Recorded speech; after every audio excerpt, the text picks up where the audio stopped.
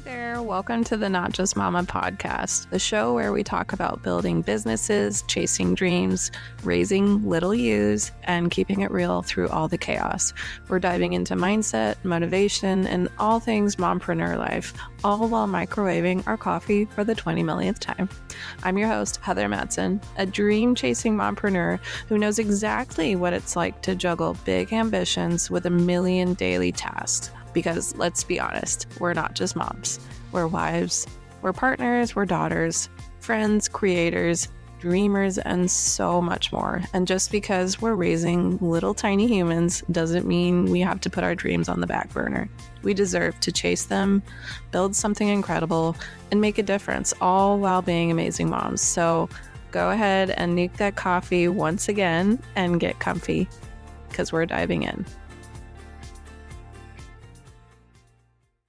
Have you ever sat there ready to start your online business, but completely froze when it came to picking your niche?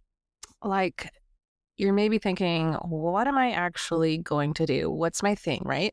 I think we've all been there. I know I definitely have. And honestly, when I first started out, this was one of the hardest parts of my journey. I was super excited. I had all the motivation. And when it came to what I was actually supposed to build my business around, I felt totally lost and just stuck. Okay. So today I want to share the biggest piece of advice I have when it comes to picking your niche, especially if you're just getting started in the online business world. So I'm going to rewind a little bit and kind of tell you about my journey. So I first became interested in starting an online business back in 2020 when the world kind of just shut down, right? I mean, you probably remember that season 2, right? Everything just stopped. And I felt at that time that I was already feeling kind of stuck in my job. Okay. I mean, I was making this decent amount of money, but my heart was just not in it anymore. I really just craved something a little bit more meaningful, something a little more flexible with my family life, and something that could work with it, not against it. And when I suddenly couldn't work because of the shutdown, it honestly left me in a little bit of disbelief. Like, I literally had no choice but to not work. And truly, I'm one of those people who likes to stay busy. I mean, I complain that I have no time to myself, but when I actually do have time to myself, I don't really know what to do with it. It's kind of silly, right? But I feel like I get depressed if I have nothing to do. But anyways, when the world shut down, I had this desire to keep on working. So I went down this rabbit hole of trying to find a remote job that I could kind of do on the side and still make money that wouldn't leave me restricted and not able to work. Because let's be honest, working from home would really be ideal for me, especially with a young family. But I searched a few websites for something that I could do from home, right, with my kids around. And somehow, one night on Pinterest, I came across this pin that said something like start your own online business and make money from home. Okay. And I clicked on it. And I was kind of intrigued and hooked on that idea. And so I bought my very first online course for like $47, okay? And it taught me how to build a website on Squarespace and how to start a blog and even advertise it. And really all of that just started to light a fire inside of me. And I really, really liked this idea because I love being creative and like creating your own website and all your color schemes and everything. I love that. And I love the idea of building something that was mine and mine alone. It was something that I could kind of pour my heart into maybe and just maybe make a little income from home doing it. But then came the question that stopped me, okay? What was I going to build my business around? And that question haunted me for a few weeks, okay? I had so many ideas and so many things that I kind of was good at, but nothing felt 100% right to me. And then I thought for a while about this before deciding. I thought about a situation in my life that I had gone through personally, something very painful, something that truly I thought I would never survive, okay? But by the grace of God, I really did. And lo and behold, I decided to build my first online business around infidelity in marriage, okay? And my heart behind it was really pure. And I don't want anybody to feel bad for me because I am in a better spot now in my marriage than I was before. But I really wanted to help others heal from the same kind of pain that I had gone through. Okay. I had like the steps, I had advice, I used scripture as guidance and encouragement, but deep down, I really felt uneasy. And it wasn't that I didn't care. I really, really did. Okay. And I really wanted to help people like overcome it the way I did. But I really didn't love teaching it, okay? Everyone's story was different, and every situation carried such a heavy emotion for each individual, right?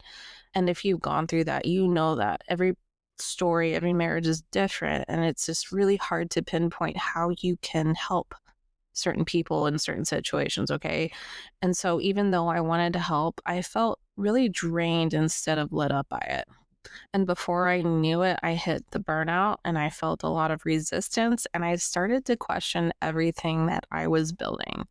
And I do have to say that along this journey in my first online course business, I really discovered what I love to do and what I still love to do. Okay. So that's when I realized something really important about picking your niche.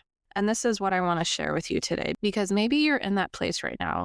You're passionate about starting a business, an online business, you're motivated, but you just don't know what direction to take it in, right? Are you with me there? So here's what I've learned. This is my biggest advice about picking your niche when starting your online business, okay? Number one, you really have to feel passionate about it, okay? If you're not excited to talk about it, teach it, or create anything around it, every day will feel like a chore. Okay. When I was creating my online course around infidelity and like healing from that, right? I struggled so bad to make my course videos or come up with the content. And I knew in my heart how I felt and how I overcame it. But when it came to putting it into a course, that was very difficult for me. And I just didn't feel the joy in talking about this topic, right? And I had a lot of imposter syndrome in me, like questioning myself and asking myself if I really had what it takes to help each individual in their different situations, okay? And that was the hardest part. And that didn't make me feel very excited to teach it or talk about it because what if I was wrong in a certain situation, right? So you want something that feels really light to you, okay? Something that makes you want to get out of bed in the morning and do it even when it's hard. When you love what you're building, you'll naturally stick with it longer, trust me. And that's what creates the momentum in your online business. The more you love it, the more you will create and the more that your business will start building upon itself, okay?